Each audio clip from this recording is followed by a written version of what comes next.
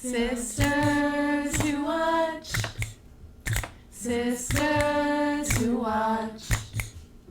Sisters who watch.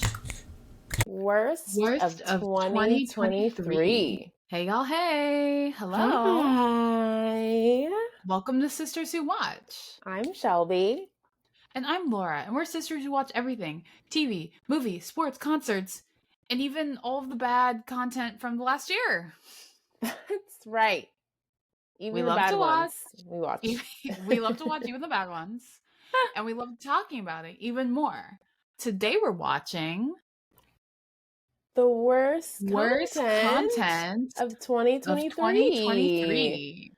That's right. Our not top 5. The things you shouldn't watch, what we don't recommend. Yes, do not watch these things. If you listen to our last couple episodes, we talked about the best of the best, the last year. So go check those out. Yes. But now we're gonna, there were some hate watches this year. There were some things that we were disappointed by. We couldn't even finish. Yes. Emphasis on that, so that we couldn't even finish. Through. Right. So we're gonna get into it. Okay, Shelby, let's dive right in. What was your number 5 worst thing you saw this year? This might be a little spicy. Not everyone will probably agree. Oh. My number 5 worst thing I watched this year was Loki season 2. Oh, wow. Wow. I know it was very hyped.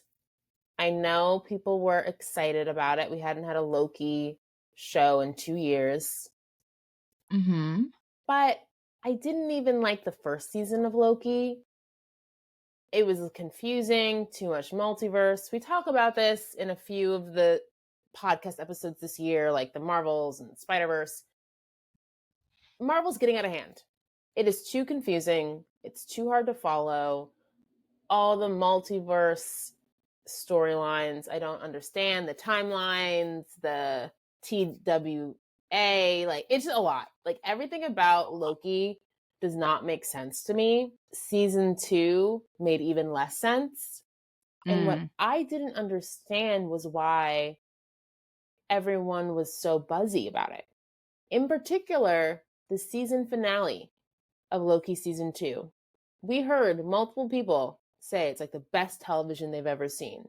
So we weren't even going to watch Loki, but everyone was like buzzing about the finale. We're like, okay, we got to watch it. We kind of forced ourselves to get through it. It was a struggle. That's true. We watched it together. I was like, Laura, before you leave LA and go to SF, we got to finish this. We have to. It was a drag. Like, it has less to do about Loki and more to do about the confusing storyline, how it just got so unwieldy. Like, I think the arc of Loki is great, right? He was a villain, and then by the end of the finale, he decides to sacrifice himself and just holds the branches of the timelines for the rest of his life. Crazy. That's like his duty now. So I like seeing him be selfless, and I like how we see him evolve. But it's not the best television I've ever seen in my life. Overhyped, overrated, too confusing. I'm sorry. Loki season 2. You're a worst for me. Worst thing she's seen this year. One of them. I know. I mean, I'm not that surprised by your pick. We did watch it together, and both of us had no idea what was going on 90% of the time. Like, I guess the finale was good, but definitely not the best television I've ever seen. I think that's the problem. Absurd. People really overhyped it. And you heard it, I heard it. And because of that, I was like, oh my gosh, I guess we gotta watch. Not how I felt. Bizarre. Okay, my number 5. Yes. So this was something that I think was on your list for best content last year, best TV show, I think, or an honorable mention. But this season was really disappointing. So for my number 5 worst content of the year, I have Real Housewives Ultimate Girls Trip season 3. Oh, wow. Yes. And for context, Shelby and I were big Bravo fans.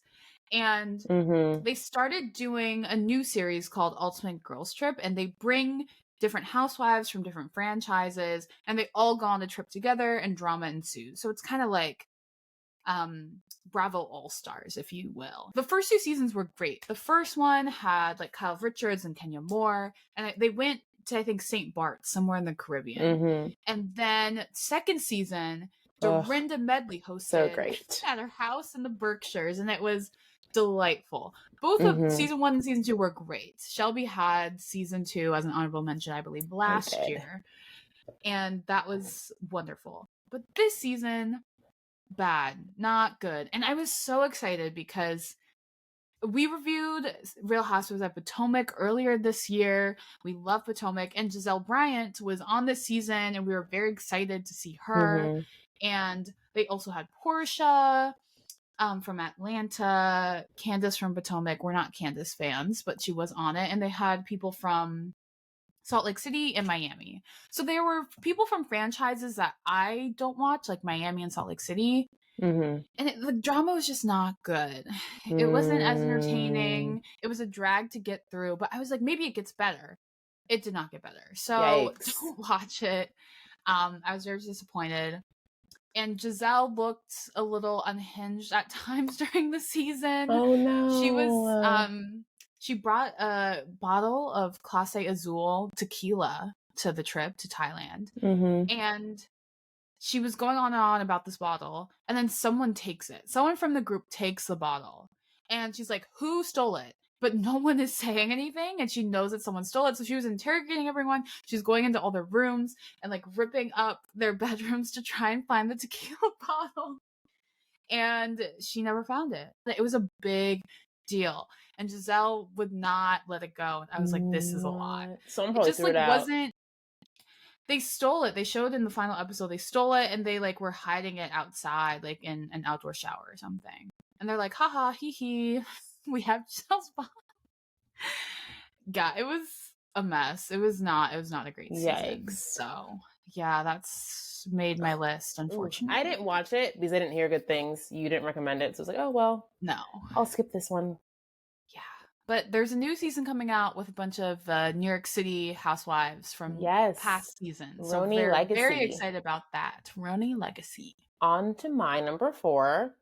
Speaking of Bravo, my number 4 worst content of 2023 is Summer House Martha's Vineyard. What?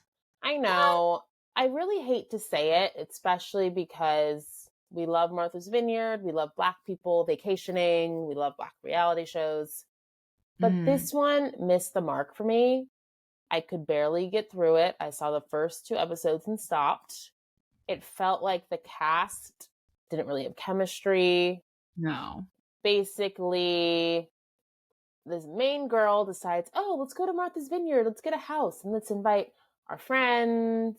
And it seemed like a very random group. It seemed like they had never been to Martha's Vineyard before. I thought it was going to be like a group of Black friends that always go to the vineyard and knew the history and were more bougie. Like, it wasn't giving what I wanted it to give. And there was no one I really liked in the cast. I wasn't rooting for anyone. So I couldn't watch it. I literally got, I think, through an episode and a half, and it was like, not for me. Not worth my time. And I was excited, and I know a lot of people that were, so it was disappointing. I know our family was excited because our mom and brother, they watched the normal Summer House, and I've never seen it.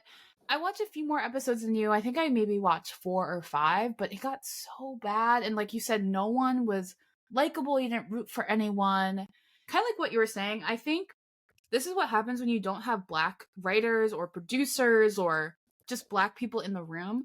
Because they probably were like, oh my gosh, Summer House is so popular. Let's do a Martha's Vineyard version and like get a bunch of Black people.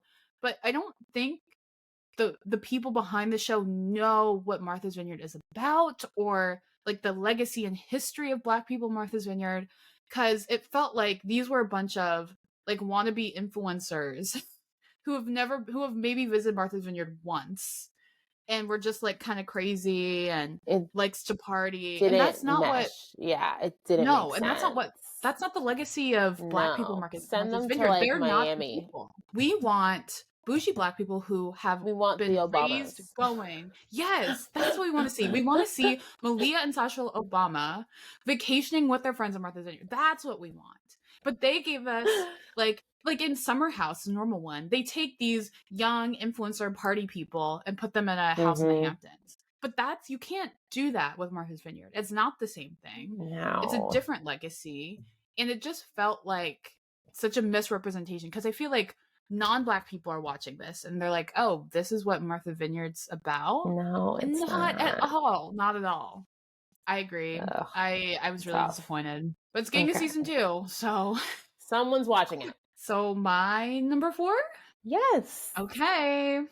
So Shelby and I were together. I forgot when this was, but we were just looking for things to watch on Hulu, Netflix, whatever. And we were like, oh, this is a new show that just came out. Like, let's watch it.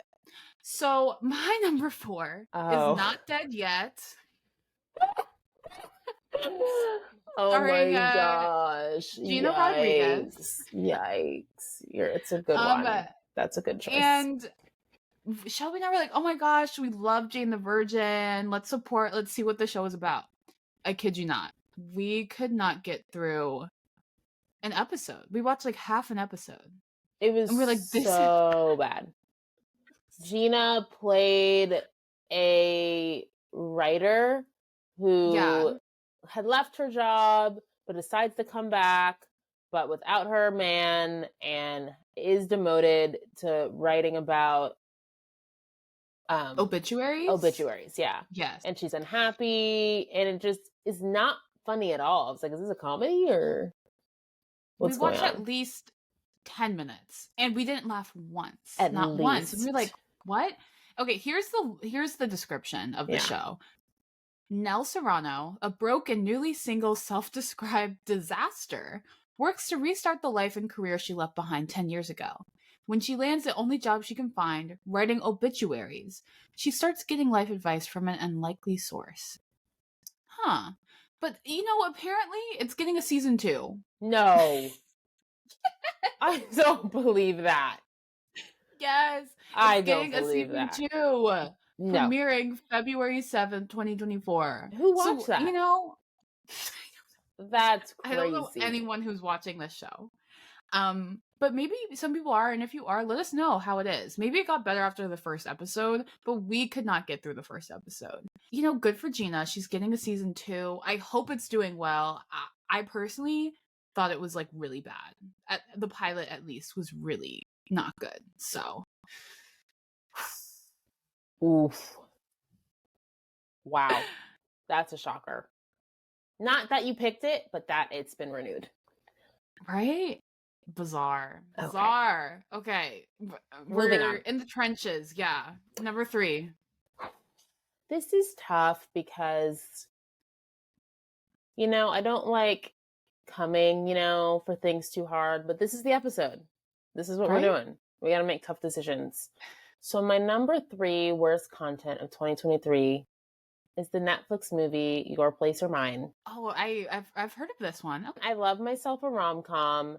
And you think Reese Witherspoon, Ashton Kutcher, 2 iconic rom-com stars coming together in a rom-com, it's going to be gold. I will say 2023 wasn't great for rom-coms. If you listen to our last episode about best movies of 2023, I sadly did not have a rom-com on my list. That says a lot. I know. That says a lot. It was not a good year for rom-coms. I digress. I think my issue with Your Place or Mine is that it was set up to be successful. It was set up with 2 great stars that people really like and a filmmaker in Aline Brosh McKenna that's known for 27 Dresses and The Devil Wears Prada. It had the filmmaker. It had the cast. It had everything that it needed to succeed. Right. And it didn't. So I was disappointed as a rom-com fan. Maybe it shouldn't be on the list, but for me, you didn't need to be as mediocre as you were, you had the potential. I was ready. I was excited. This is what I wanted, bringing 2, all-star rom-com leads back on screen together. And It did not resonate. I'd say the biggest issue was the lack of chemistry between the leads. The premise was inherently tough because Ashton and Reese play like best friends. One lives in LA, one lives in New York.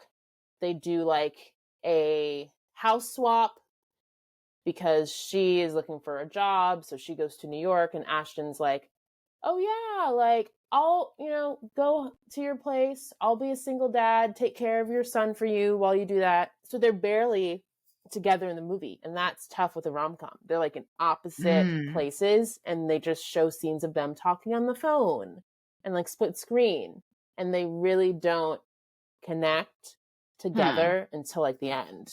And they just didn't have that much chemistry. And if you don't believe me, look at the press photos of them promoting the movie. It's hilarious. It became a meme. Oof. Yeah, I mean, the fact that they had two of the biggest, like, movie stars, Ashton Kutcher, Reese Witherspoon, and I felt like no one was talking about it. I know. If anything, they were talking about how it wasn't good. So that's pretty embarrassing. That's pretty embarrassing. It didn't have to be. Yikes. That's a good pick. I did not see it because you told me that it was bad. Yikes. Good pick. Oh, no. Okay. My number 3. It's so funny. So Shelby and I, we were together as well when we saw this. And we were staying at a family friend's house. We were traveling together. And we returned home to find our family friend watching this movie. And we're like, okay, like, we'll watch the end. And I'm so screaming. my you number didn't 3 even worst watch content the whole thing. It made your worst. Was Fast 10. Fast X. Bad. That's a toughie. No. Fast X was absolutely wild. So for context, we watched maybe the last 30 minutes of the movie. And just for that, it deserves to be on the list. When I tell you, none of it made sense. Vin Diesel, he has a son, and he was like trying to save his son, and the car like fell off the cliff, and I can't explain it. You just have to watch it. Watch it for the meme if you want. But I can't explain what I saw. It's a fantasy. I don't know how people are still watching these movies, how they're still being made, because it's just off the rails. Absolutely off the rails. So just so that people know, because I don't know what the movie's about, I'm going to read the description. Over many missions and against impossible odds, Dom Toretto and his family have outsmarted and outdriven every foe in their path. Now they must confront the most lethal opponent they've ever faced. Fueled by revenge, a terrifying threat emerges from the shadows of the past to shatter Dom's world and destroy everything and everyone he loves. That did not tell us anything about the movie. No. It did not. That did not tell us anything about the movie. I think the problem with Fast and Furious franchise, like you've said, it's just losing any sense of reality as each subsequent installment launches. There was a meme going around, like, when did Fast and Furious like lose you? And like when they really went off the rails. And it was so funny because I think it was the movie before this, they sent Ludacris and Tyrese to space in a car. And they made it back. And I was like, that's when they lost me. There's no way that's possible. What? I can't. Someone said when they made Dom Vin Diesel's character and John Cena brothers, I screamed. I was like, there's no way they're siblings. That also is off the rails. Yeah, so the franchise has really gone a little crazy. I agree. Oh yeah. It's a fantasy film at this point. It's sci-fi. And plus, this movie had Aquaman, Jason Momoa. Just from what we saw, we were like, what is this character? And our family friend was like, I don't know why he's playing gay. That's what she was saying. And he was being really over the top and flamboyant. And it was a choice. It was a very strange choice. And it was very distracting. It was. It's interesting. We ended up looking it up and there was like controversy over it. People were like, wait, why is this character gay? And then the filmmakers were like, no, it's not. He's not. Momoa just decided to be very eccentric and flamboyant in his portrayal, which is an interesting choice. Yeah. So in conclusion, Fast X, even just watching the last 30 minutes of the movie, I was like, yeah, this is rough. I don't need to see any more of this. Yeah, it's made my list. It was so bizarre. I was surprised since you didn't even finish the movie, but I think that's a good one. I saw what I needed to see. I'd seen enough. To see them at worst. So my next one I'd say is a little different, right? We're doing worst content, so it doesn't necessarily need to be a movie or TV show. Right. So my second, worst content 2023 were some professional sports endings this year. And you're like, what does that mean? As a fan of the NFL, NBA, and MLB, I was really disappointed by the Super Bowl, the NBA Finals, and then the World Series. We're like, why? Well, somehow the Chiefs won again. Like, I am still not over the fact that the Eagles lost after being up in that game. It's really tough. Trauma. We've talked about this, Laura. The Chiefs are kind of becoming like Patriots. They're the new Patriots. And they're the new dynasty. And it's kind of annoying. And I really wanted Jalen Hurts to get a ring. So that's disappointing. It was not what I wanted. And then the NBA Finals come along. The Denver Nuggets win. Could care less of the Denver Nuggets. Don't really care about Jokic. I know he's really good, but, there was no one really in the finals I was excited to see. And the playoffs had been really interesting before that point with like Golden State versus Sacramento. And we have an NBA playoffs episode with our POV on that. So feel free to listen to that one as well as our Super Bowl 57 episode. But those were just really disappointing. And then the MLB playoffs, particularly the World Series, the Dodgers get out. The Yankees aren't even a part of it. Like, all the big teams that people care about aren't in it. Right. And the World Series is between the Diamondbacks and the Rangers. Who cares? So I feel like didn't even know that. Yeah, no one cared. It was probably like the lowest rated World Series ever. So I think... Wait, who won? See? No one even knows. The Rangers. Oh, no one has been talking about that. No one. It's so embarrassing. So professional sports endings in 2023 were really bad. They got to figure it out. Next year has to do better because Super Bowl, the finals, and the World Series just were not it for me. Wow, that's good, Shelby. I like it. Thank you. And switching it up. I had no idea that the Rangers won. No one has been talking about that. Do you know where they play? I didn't say. Do you know where they play? They're in Texas. Yes, the Texas Rangers.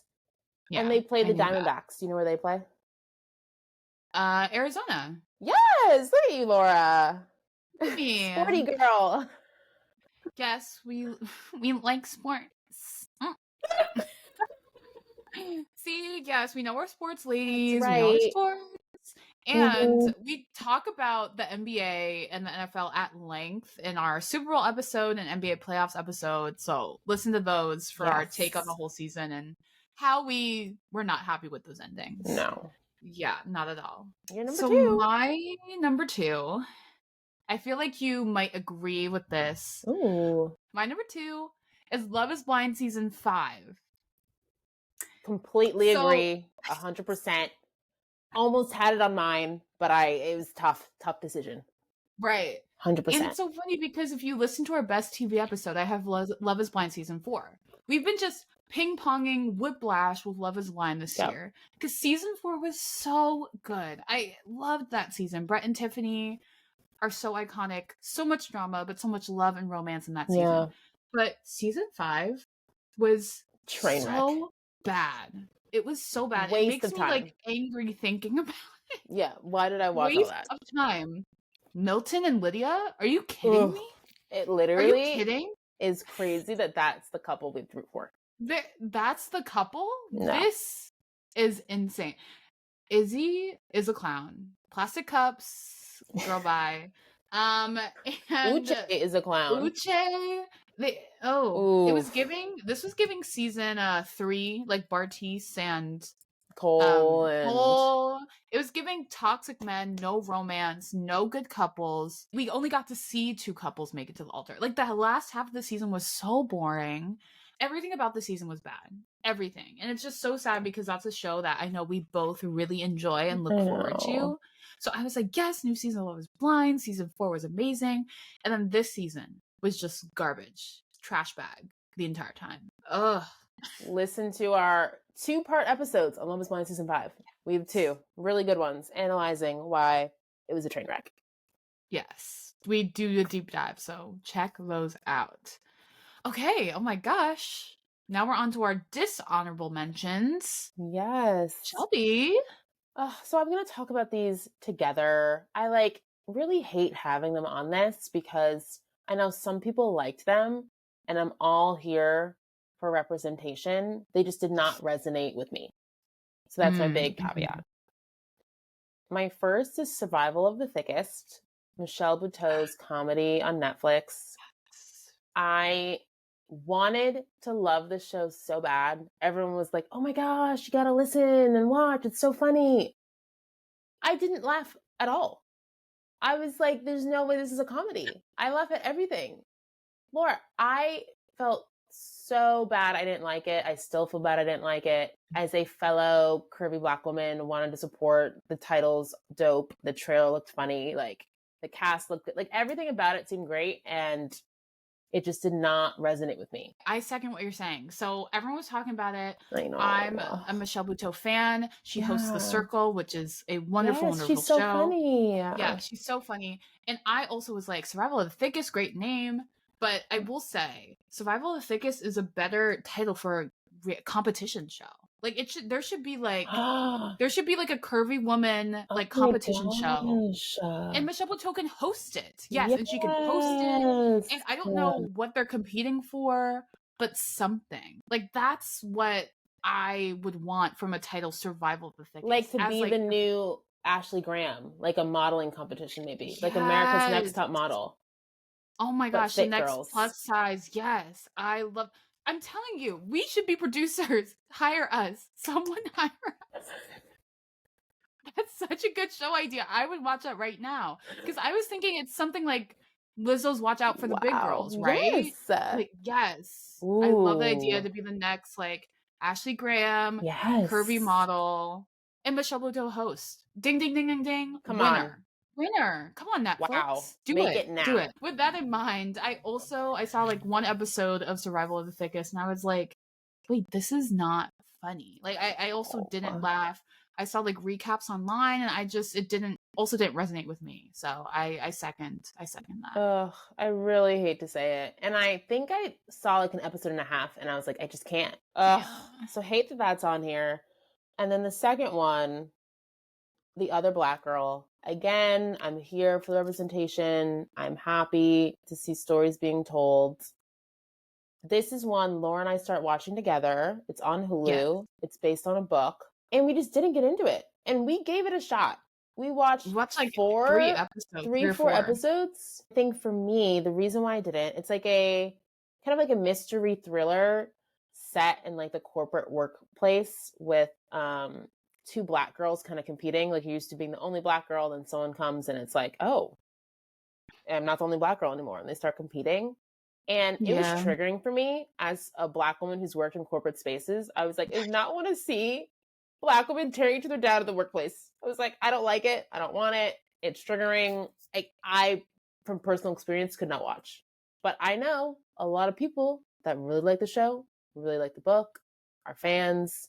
I just could not get into it. And I hate to say it, but it's a dishonorable mention. As a fellow corporate Black woman, I was like, I don't like how they're tearing each other down. I know that's the point of the show, but it was just not fun to watch. It just did not make me feel good. I just felt uncomfortable after every single episode. And I guess that was the point, but I did not like it. So yeah, I agree with you. Oof. Okay, on to my dishonorable mentions. Moving on. Yikes. So you did not watch this show, but if you've listened to us, you know that I'm a big RuPaul's Drag Race fan. And I will say Drag Race season 15 was really good this season. Sasha Colby won. We Yes. reviewed that season, so go check out that episode. Yeah, and I discovered Drag Race during the pandemic and I watched every single season and now I'm a huge fan. But I will say, this season of All Stars is a dishonorable mention of mine. Yikes. So All Stars 8, I know that Shelby watched maybe an episode of All Stars 7, the all winner season, Yes. which was really amazing. But season 8 was not good. I didn't like it. The front runner and who eventually won, Jimbo, she was just like, it was so obvious that she was going to win. And like the same two people won all the challenges. It just like wasn't that entertaining. And I skipped a couple episodes. And I never do that. You skipped episodes? Yes, I did. I was like, I'll just watch recaps online. Like, I don't want to watch this. I was just like, because it was so obvious who's going to win. It felt very rigged. Candy Muse, who Shelby knows, did make it to the finale. Oh, but we all knew that she wasn't going to win. It was just like, there's no way. So, do you think Jimbo was deserving of winning? Yeah, I do. Like, Jimbo's very funny and won a lot of challenges, but I just don't particularly. Jimbo's not my favorite queen or like type of queen, right? So I wasn't super excited. Like, yes, like love her, but yeah. So I didn't love the season of Drag Race All Stars. So sorry about it. I'm shocked to hear that. Yeah. The fact that you didn't like the season. Saying a lot. Crazy, it is. And then my second dishonorable mention is a movie that Shelby, that a couple of Shelby's friends recommended and was like, oh, you gotta watch this. So I watched it with our family. Big mistake. It's called The Outlaws. It's on Netflix. And we watched it together with our grandpa. Don't do that. Don't watch it with It's a little too raunchy for that. It's not family friendly. So let me just read the description for the movie. Owen Browning is a straight-laced bank manager about to marry the love of his life, Parker. When his bank is held up by the ghost bandits during his wedding week, he believes his future in-laws who just arrived in town are the infamous outlaws. It currently has a 21% on Rotten Tomatoes. Come for it. Screaming. Yeah, it's... So the thing is, I could have had it on my list, but I didn't think it was horrible. Like, I thought it had some funny moments, but overall, it was pretty disappointing. Yeah, it was too raunchy and not funny enough, right? Like, if it's going to be raunchy, it needs to be funny, and there weren't that many laugh out loud moments. Like, there were some moments that were funny, because Adam Devine is just a really funny guy, but I thought the writing was cringy. It was pretty violent. The violence and the raunchiness just did not pay off with the humor. So it was just awkward. I think that's fair. I had recommended it, not because I had seen it or heard good things, but because I knew the creative execs on it and I wanted to support. Bad decision. Yeah. Don't recommend things, people, unless you watch them in advance or hear good things. I thought, oh, an action comedy. Pierce Brosnan's in it, right? He was the former James Bond. Like, grandfather would like that. I think, if anything, it could make the list, Laura, because of the watching experience. It was just so uncomfortable watching that with our grandfather. Like, it was so uncomfortable. You could tell he didn't like it. We watched the whole thing regardless. I feel like afterwards he was like, that was something. You know, he was like, oh, okay, good night. He was like, okay, I'm going to bed. Yeah, it was just not the best experience. No, so I think that's fair. It's a fair dishonorable mention. Yikes. Okay, number one. What was the worst thing you saw this year, Shelby? Magic Mike's Last Dance. What? Channing Tatum? You love Channing Tatum. First of all, we did go to Magic Mike Live in Las Vegas. Much better than watching this movie. I wasn't even trying to go see it. My friend, after volunteering together, she was like, oh, I'm going to go see a movie if you want to come. I was like, oh, sure. I was like, what movie are you going to see? She was like, oh, Magic Mike's Last Dance. I was like, oh, I didn't even know that was out. And I've seen the first two. Going back to my, high school, middle school days, love Channing Tatum, Step Up, Dear John, Magic Mike, 21 Jump Street. I was a Channing Tatum stan. Oh, yeah. But I hadn't heard anything about Magic Mike's Last Dance. It wasn't promoted, which I think is a bad sign. If they're not spending marketing on a movie, there's a reason. I don't think anyone asked for a third installment. I think the first two movies were fine. The sequel came out years ago. Like, it just seems strange that they would even make another one. And then you get to the movie, and the premise is very bizarre.